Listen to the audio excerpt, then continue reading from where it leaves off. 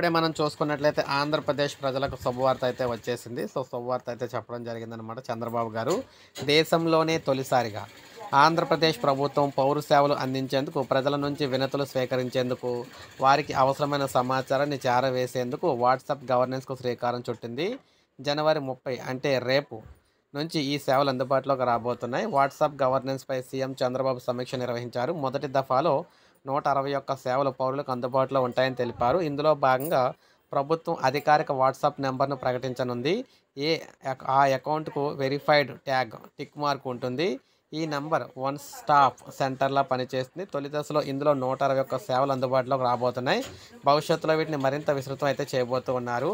అయితే ప్రభుత్వం సమాచారం చేరవేత. ప్రభుత్వం ఏదైనా సమాచారాన్ని ప్రజలకు చేరవేయాలంటే ఆ వాట్సాప్ ఖాతా ద్వారా సందేశం పంపిస్తుంది.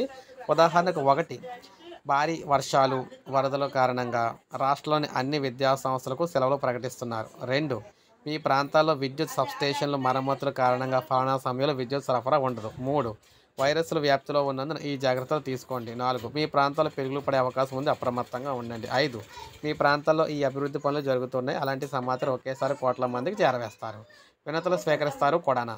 ప్రజలు తమ వినతులను, ఫిర్యాదులు ఏవైనా ఇవ్వాలనుకుంటే ఈ నంబర్లకు మెసేజ్ చేస్తే వెంటనే వారికి ఒక లింక్ అయితే వస్తుంది.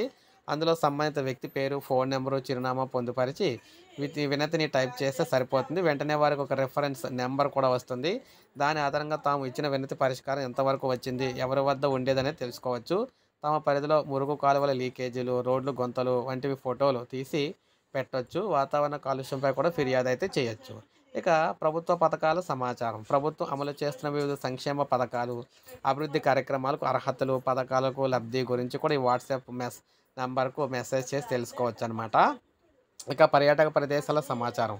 రాష్ట్రంలో పర్యాటక ప్రదేశాల సమాచారాన్ని వాట్సాప్‌లో పంపిస్తారు. అందులో నుంచి మీకు కావాల్సిన ప్రాంతాన్ని ఎంపిక చేసుకొని అక్కడే టికెట్లు, వస్తు సహా అన్నీ కూడా బుక్ చేసుకోవచ్చు.